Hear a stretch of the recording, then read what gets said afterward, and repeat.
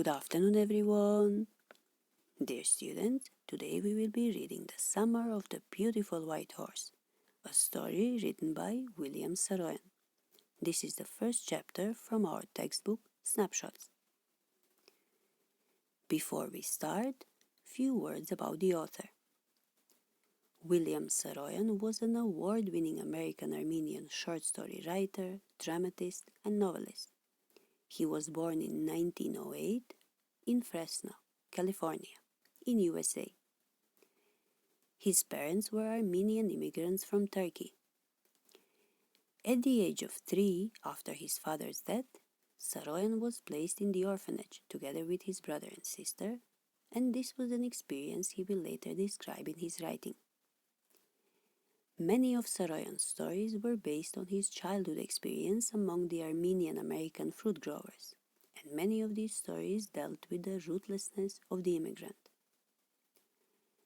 The setting of many of his stories and plays was Fresno, California, the center of Armenian American life where he grew up. Selling newspapers at the age of 8, he attended public schools in Fresno until he was 15. Later on, he continued his education on his own, supporting himself by taking odd jobs, occasionally winning from gambling, and working on Saturday market stalls selling vegetables. Saroyan decided to become a writer after his mother showed him some of his father's writings. The skill of William Saroyan in evoking mood and atmosphere was noteworthy, and his imaginary world as well. Common man and the atmosphere that was warm and compelling. From 1939 through 1943, Saroyan was among America's most active playwrights. Although he continued to write plays, his work was mainly novels, autobiographies, film and television scripts, short stories, and even songs. With the coming of the Great Depression, he was more committed to writing than ever, and gave up all pretense of following seriously another career. His writing was original, celebrating the joy of living in spite of poverty, hunger, and insecurity. His stories celebrated optimism. He worked rapidly, hardly editing his text, and he was drinking and gambling away much of his earnings. He cultivated a simple style of writing that was nevertheless sophisticated in its poetic depth and complexity that was utterly devoid of clichés.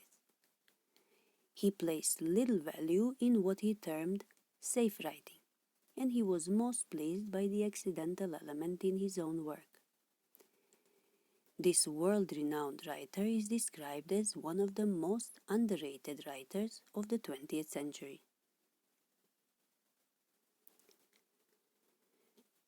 The Summer of the Beautiful White Horse. This is a story written by William Saroyan. The story is about two poor Armenian boys who are fond of riding horses. Aram is 9 years old and Murad is 13 years old. They belong to the Garoglanian tribe, whose people were well known for honesty and trust. Murad is able to steal a horse, and after enjoying riding for 1 month, he invites his cousin to join him in horse riding. Finally, they decide to return the horse to its owner, as they didn't want to bring any shame for their family. In this story, there are 4 main characters. Murad, who is a 13-year-old and who is a cousin of the narrator. Aram. Aram is the second character. Aram is the narrator and he is a 9-year-old boy. Another character is John Bairo. He is a farmer and owner of a beautiful white horse which was stolen by Murad. One more character mentioned in the story is Uncle Khosrov. He is the narrator's uncle who was considered to be a crazy man. He has been described as a man with a short temper and irritable nature. The Summer of the Beautiful White Horse. One day back there in the good old days, when I was 9 and the world was full of every imaginable kind of magnificence, and life was still a delightful and mysterious dream, my cousin Murad, who was considered crazy by everybody who knew him except me, came to my house at 4 in the morning and woke me up tapping on the window of my room. The narrator, Aram, remembers an experience when he was 9-year-old. The world for Aram at that time seemed to be delightful and joyous. He says, the world was full of every imaginable kind of magnificence. Imaginable means conceivable or thinkable. Magnificence refers to something that has a quality of magnificence, splendor, something that is extremely beautiful. Aram says that at that time, life was very beautiful. It was delightful and joyous.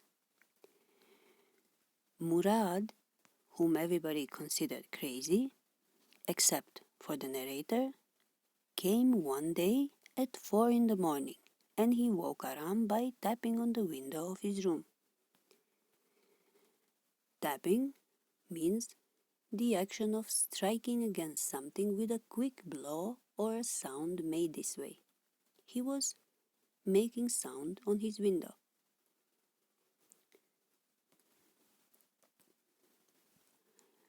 Aram, he said. I jumped out of bed and looked out of the window. I couldn't believe what I saw.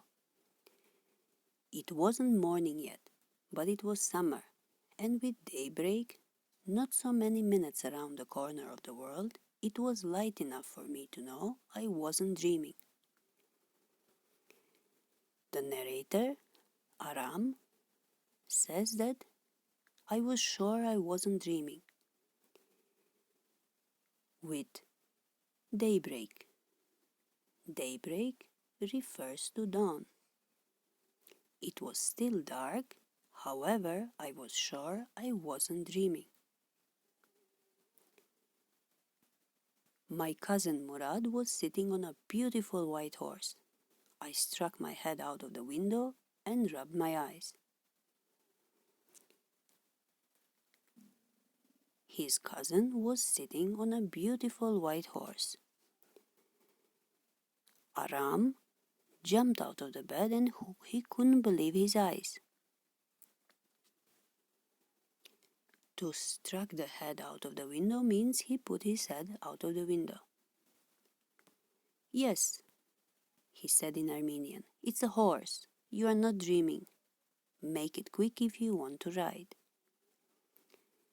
His cousin Murad says, it's a horse and you are not dreaming. Make it quick if you want to ride. Make it quick means hurry up. Hurry up if you want to ride.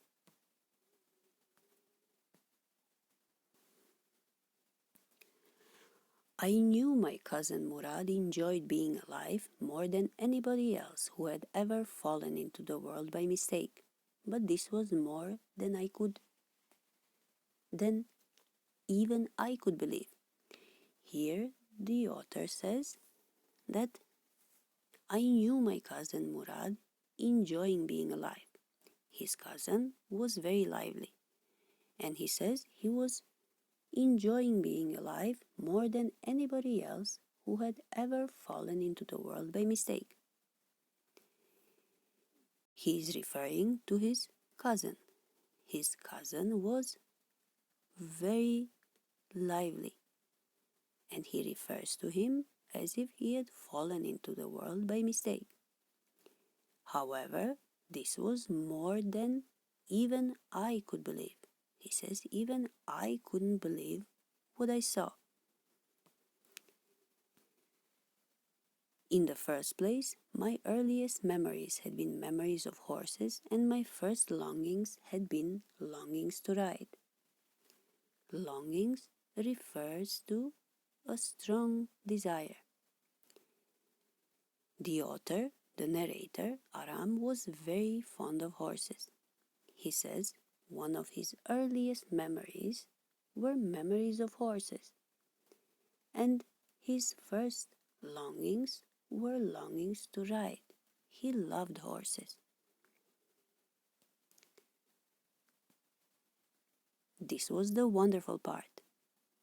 In the second place, we were poor. This was the part that wouldn't permit me to believe what I saw. We were poor. We had no money. Our whole tribe was poverty-stricken. Every branch of the Garoglanian family was living in the most amazing and comical poverty in the world. Here the narrator describes his family. He says they were poor, and their whole tribe was poor. Poverty-stricken means extremely poor. He says that every branch of the Garoglanian family was living in the most amazing and comical poverty in the world. Garoglanian family refers to an Armenian tribe. He is describing the poverty in a bit of an amusing way. They were very poor. Nobody could understand where we even got money enough to keep us with food in our bellies, not even the old man of the family. Most important of all, though, we were famous for our honesty. We had been famous for our honesty for something like 11 centuries, even when we had been the wealthiest family in what we like to think was the world. Sometime earlier, his family was also very wealthy. However, even in those times, they were always famous for their honesty. He says we were proud first, honest next, and after that we believed in right and wrong. None of us would take advantage of anybody in the world, let alone steal. Here the author refers to stealing as something which was a strict no-no. Their family, Garoglanian family, was famous for their honesty. There was no mention about stealing anything or taking advantage of anybody in the world. Consequently, even though I could see the horse, so magnificent, even though I could smell it, so lovely, even though I could hear it breathing, so exciting, I couldn't believe the horse had anything to do with my cousin Murad or with me or with any of the other members of our family, asleep or awake, because I knew my cousin Murad couldn't have bought the horse, and if he couldn't have bought it, he must have stolen it, and I refused to believe he had stolen it. It was mentioned that the Garoglanian family was poor and they had no money. Their whole tribe was poverty-stricken, but most important of all was that they were famous for their honesty.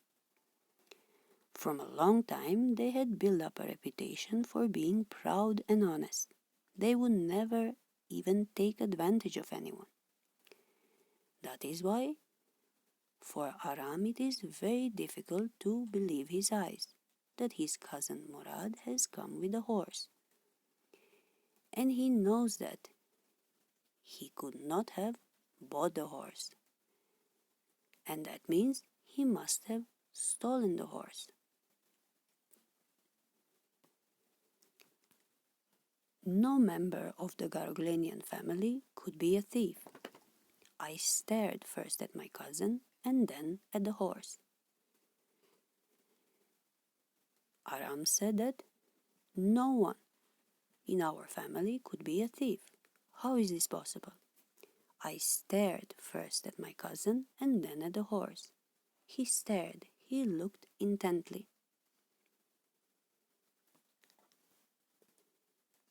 There was a pious stillness and humor in each of them, which on the one hand delighted me and on the other hand frightened me. Pious refers to devoted or religious. He says there was this devoted religious stillness and humor in each of them, which on the one hand delighted me and on the other frightened me. He was delighted and frightened at the same time. He didn't know what to think. Murad, I said, where did you steal this horse? Leap out the window, he said, if you want to ride. To leap out means to jump out. Come out of the window, he said, if you want to ride. He is not giving him an answer. It was true then. He had stolen the horse. There was no question about it. He had come to invite me to ride or not, as I choose. Here the author comes to a conclusion that his cousin Murad had stolen the horse. He couldn't have bought it. There was no question about it. He concludes that his cousin Murad had come to invite him to ride or not, as he chose himself. After Aram asked Murad if he had stolen the horse, Murad called him out instead of answering. Aram was sure that the horse was stolen, as they were both very crazy about riding horses.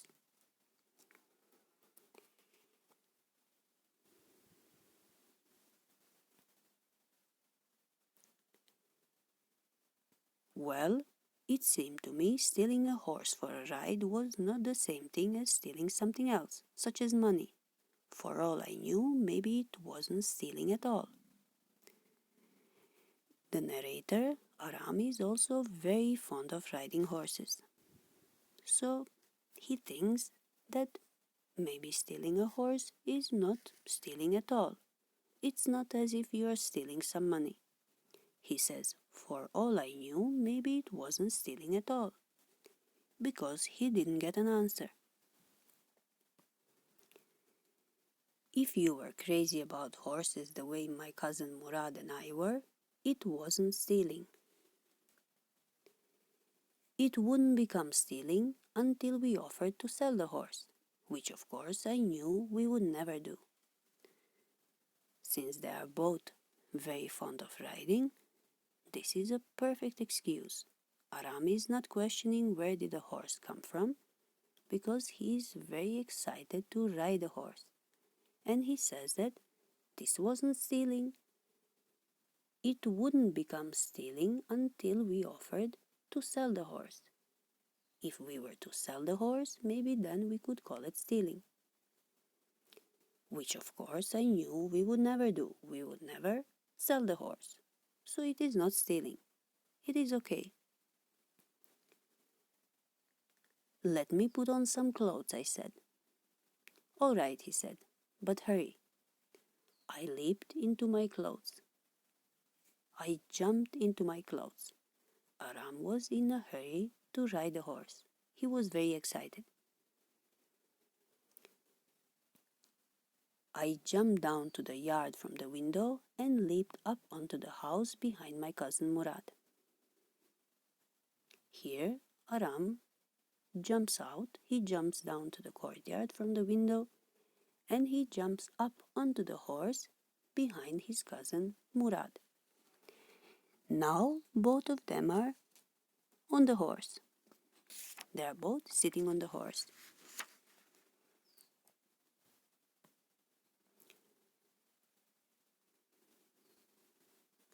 That year, We lived at the edge of town, on Walnut Avenue. Behind our house was the country. Vineyards, orchards, irrigation ditches, and country roads. In less than 3 minutes, we were on Olive Avenue. And then the horse began to trot. The author says that year, when the horse appeared, they lived at the edge of town on Walnut Avenue, and behind the house was the countryside, the village. Vineyards, orchards, and irrigation ditches. Vineyard refers to plantation of grape wines used in winemaking. Orchard is a place, a piece of land of the plantation of fruits. And irrigation ditches refers to man-made channel used to deliver water to homes, industries, and other uses. He says in less than 3 minutes, they were already on Olive Avenue from Walnut Avenue where they lived. And then the horse began to trot. To trot means to go between a walk and a run.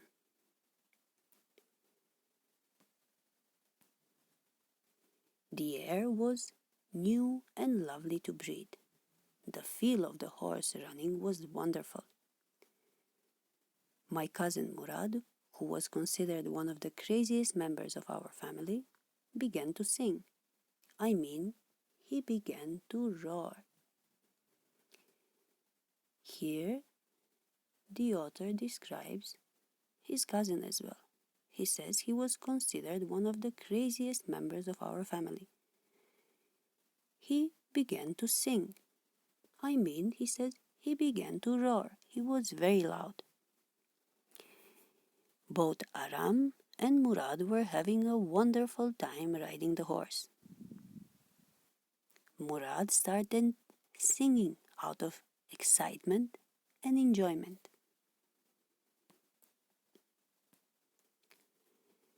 Every family has a crazy streak in it somewhere, and my cousin Murad was considered the natural descendant of the crazy streak in our tribe.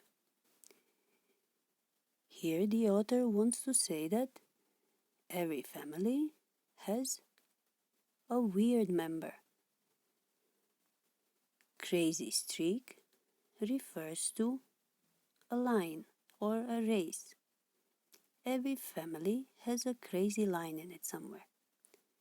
The crazy line in our family was my cousin Murad. He says he was considered the natural descendant of the crazy streak in our tribe.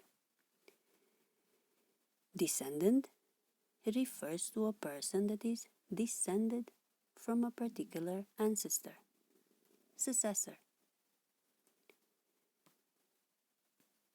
Before him was our uncle Khosrow, an enormous man with a powerful head of black hair and the largest mustache in the San Joaquin Valley. A man so furious in temper, so irritable, so impatient, that he stopped anyone from talking by roaring, "It's no harm, pay no attention to it." Here, the writer describes his family. He says before Murad was our uncle Khosrow. He was also a crazy streak in our family. He was a huge, enormous man with a powerful head of black hair and the largest mustache in the San Joaquin Valley. San Joaquin Valley is one of the long interior valleys of California. He continues by saying that he was a man so furious. Furious means fierce or raging or extremely angry. He was a man so furious in temper, so irritable, and so impatient. Irritable refers to annoyed or bad-tempered, having or showing a tendency to be easily annoyed. And he says he was so impatient that he stopped anyone from talking by roaring, "It's no harm, pay no attention to it." His uncle Khosrow, another crazy streak in the family, used to always roar, "It's no harm, pay no attention to it." He wouldn't let other people talk. That was all, no matter what anybody happened to be talking about. This means this was it. No matter what people say, this is what it was. Once, it was his own son Arak running 8 blocks to the barber's shop where his father was having his mustache trimmed to tell him their house was on fire. This man, Khosrow, sat up in the chair and roared, "It's no harm, pay no attention to it." The barber said, "But the boy says your house is on fire." So Khosrow roared, "Enough, it is no harm, I say." Here, the author describes his family members. He describes his uncle Khosrow. He says, once his own son Arak was running from far away. He was running 8 blocks to the barber shop where his father, Khosrow, was having his mustache trimmed to tell him that their house was on fire. And what did Khosrow do? He sat up in the chair and he roared, "It's no harm, pay no attention to it." However, the barber said, "But the boys are saying that your house is on fire." Khosrow roared again, "Enough, it is no harm, I say." My cousin Murad was considered a natural descendant of this man, although Murad's father was Zorab, who was practical and nothing else. That's how it was in our tribe. A man could be the father of his son's flesh, but that did not mean that he was also the father of his spirit. In the same way, Murad and his father Zorab were different. In the same way, the author says, a man could be the father of his son, but he wouldn't be necessarily same as his son or his father. The distribution of the various kinds of spirit of our tribe had been from the beginning capricious and vagrant. Capricious and vagrant. Capricious means inconsistent change of mood or changeable. Vagrant refers to a person without a settled home or work, someone who is homeless, a drifter, or a person who wanders from place to place by begging. The author says, the distribution of the various kinds of spirit of our tribe had been, from beginning, capricious, inconsistent, and vagrant, like homeless. It was very strange. We rode and my cousin Murad sang. For all anybody knew, we were still in the old country, where, at least according to some of our neighbors, we belonged.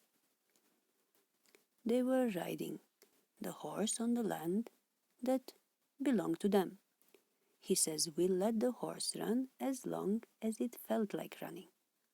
They were having a good time.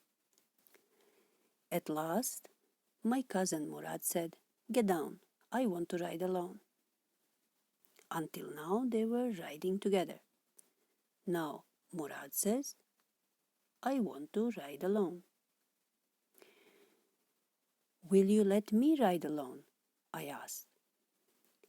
"Aram also wants to ride alone." "That is up to the horse," my cousin said. "Get down."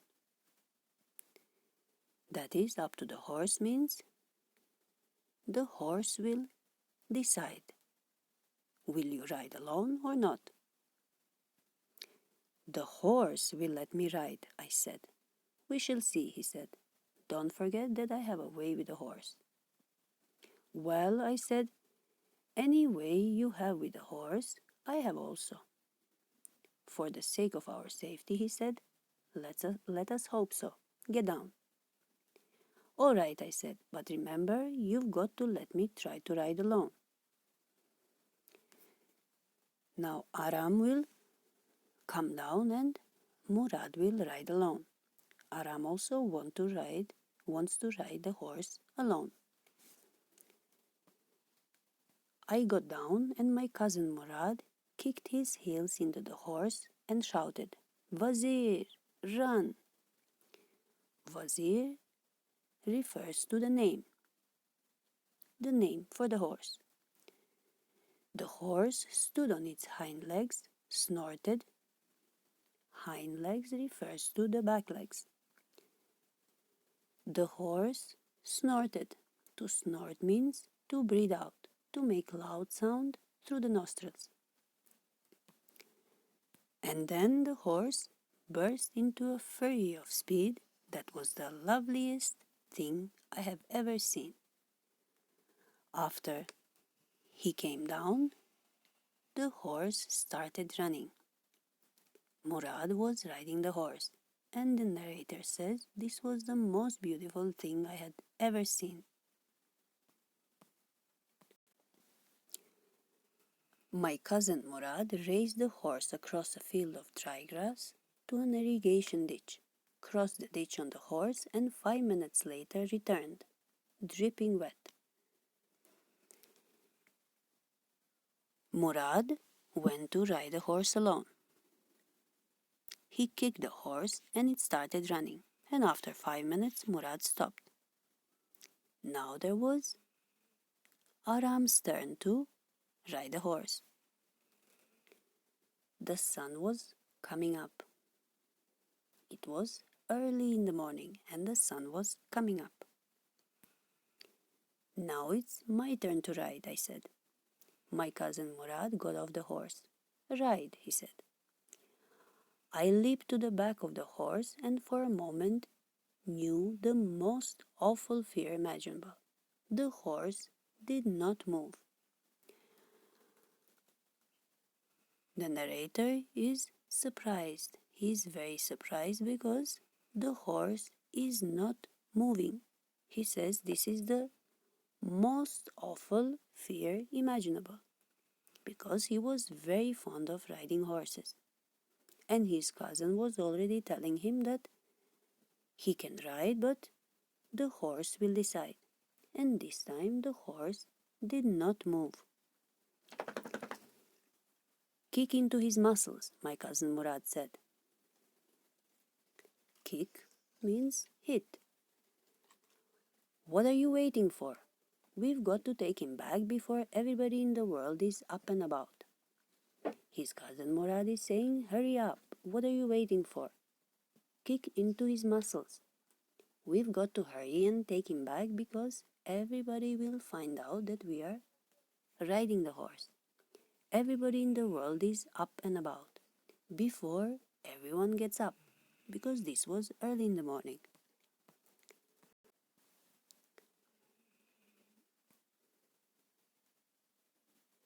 I kicked into the muscles of the horse. Once again, it reared and snorted.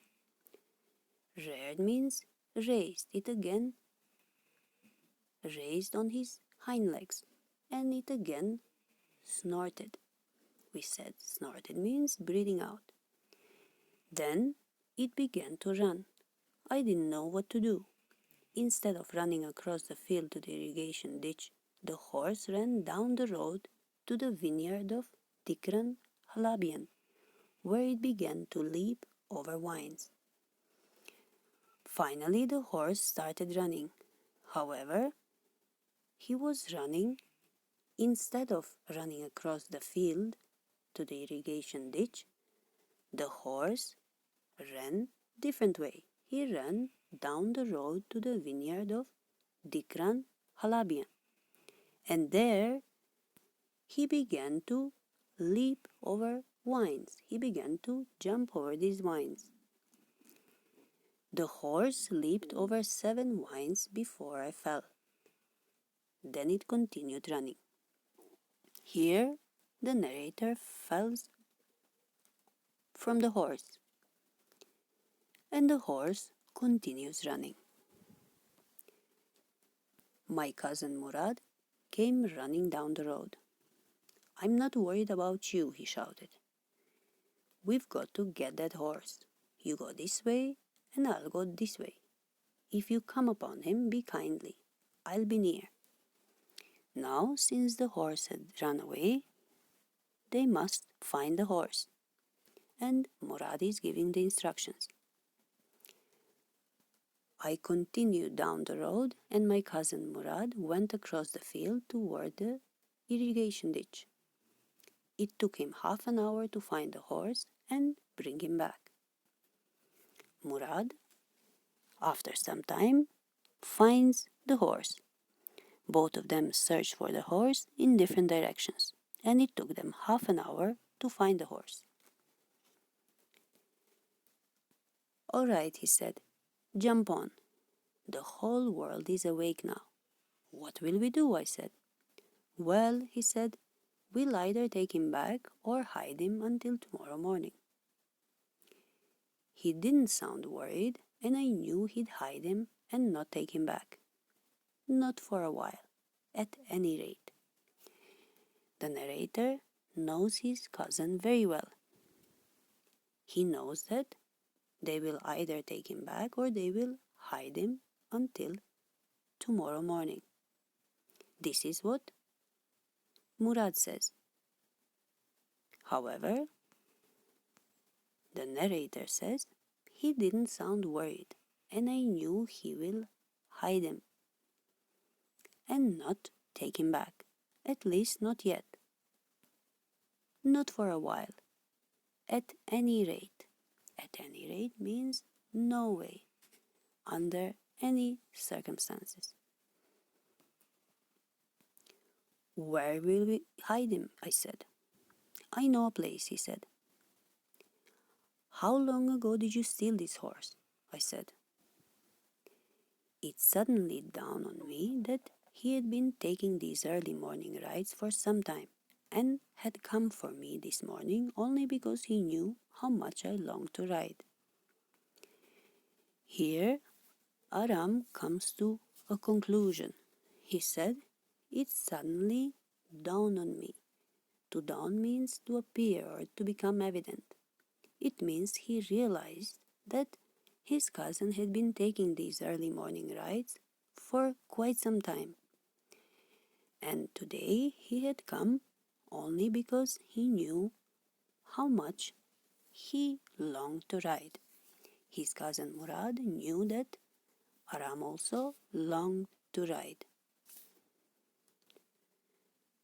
"Who said anything about stealing a horse?" he said. Murad is not answering the question. "Anyhow," I said, "how long ago did you begin riding every morning?" Now Aram, the narrator, he's questioning him again. This time, he's not asking about stealing a horse. He's rephrasing his question and he's asking, "How long ago did you begin riding every morning?" He realized that his cousin was riding this horse every morning. And he's asking, how long has this been happening?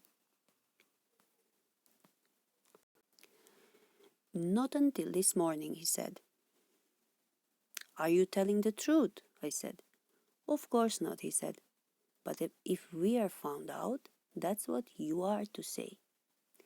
His cousin Murad is elder than him, and he's telling him Of course, I'm not telling the truth, but if we are found out, if they discover it is us who took the horse, this is what you are going to say. You are going to say that today morning we were riding this horse for the first time. I don't want both of us to be liars. All you know is that we started riding this morning.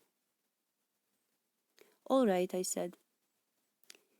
He walked the horse quietly to the barn of a deserted vineyard, which at one time had been the pride of a farmer named Fetvanya. There were some oats and dry alfalfa in the barn. Murad walked the horse. He took the horse quietly to the barn. Barn is a large farm building used to store grain or hay for livestock. He took the horse quietly to the barn of a deserted vineyard. Deserted means empty of people. Vineyard that was empty. This vineyard was some time ago the pride of a farmer named Fetvanya. There were some oats still lying there and some dry alfalfa. Alfalfa is a particular plant, a flowering plant. They left the horse in the barn. We began walking home. It wasn't easy, he said, to get the horse to behave so nicely. At first, it wanted to run wild. But, as I've told you, I have a way with a horse. I can get it to want to do anything I want it to do. Horses understand me. Murad is talking about the horse. He says that at the beginning, the horse was not behaving so nicely. He was quite wild. At first, it wanted to run wild. But Murad says, I have a special way with horses. Horses understand me. The horse will do whatever I want it to do. How do you do it? I said. I have an understanding with a horse, he said. Yes, but what sort of an understanding? I said. A simple and honest one, he said.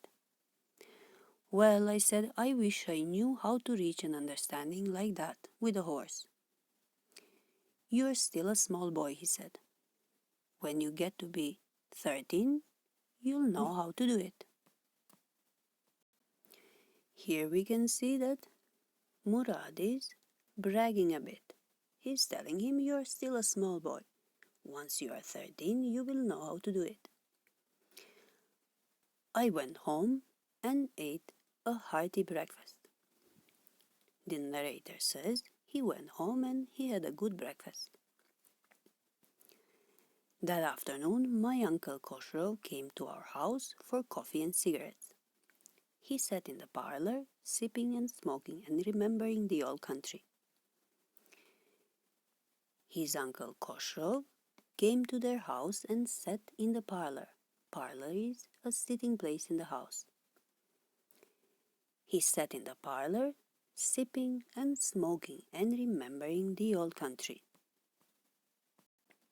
Then another visitor arrived, a farmer named John Byro, an Assyrian who, out of loneliness, had learned to speak Armenian. This is the fourth character, John Byro. My mother brought the lonely visitor coffee and tobacco, and he rolled a cigarette and sipped and smoked, and then at last, sighing sadly, he said, My white horse, which was stolen last month, is still gone. I cannot understand it.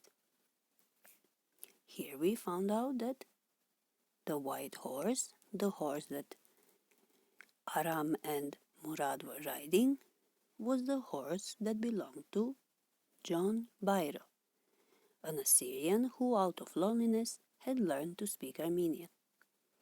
So the author said, My mother brought the lonely visitor coffee and tobacco. He rolled a cigarette and sipped and smoked, and then at last, sighing sadly, sighing means exhaling, he said, "My white horse, which was stolen last month, is still gone. I cannot understand it." My uncle Khosrow became very irritated and shouted, "It's no harm. What is the loss of a horse? Haven't we all lost the homeland? What is this crying over the horse?" "That may be all right for you, a city dweller, to say," John Bayer said, "but what of my Surrey? What good is a Surrey without a horse?" Aram's uncle Khosrow, as usually, he becomes very irritated, and this time also he shouted, "It's no harm. Why are you getting upset? What is the loss of a horse? Haven't we all lost the homeland? What is this crying over a horse?" John Byro says that, "Okay, that might be all right for you, a city dweller." A city dweller means a person who lives in a city. "But what of my Surrey? What good is a Surrey without a horse?" Surrey refers to a light four-wheeled carriage, and John Byro is saying, "What good is my carriage without a horse?" "Pay no attention to it," my uncle Khosrow roared. "I walked 10 miles to get there," John Byro said. "You have legs," my uncle Khosrow shouted. John Byro, the farmer, says that he walked 10 miles to get here, to find out about his horse. And what answer does he get?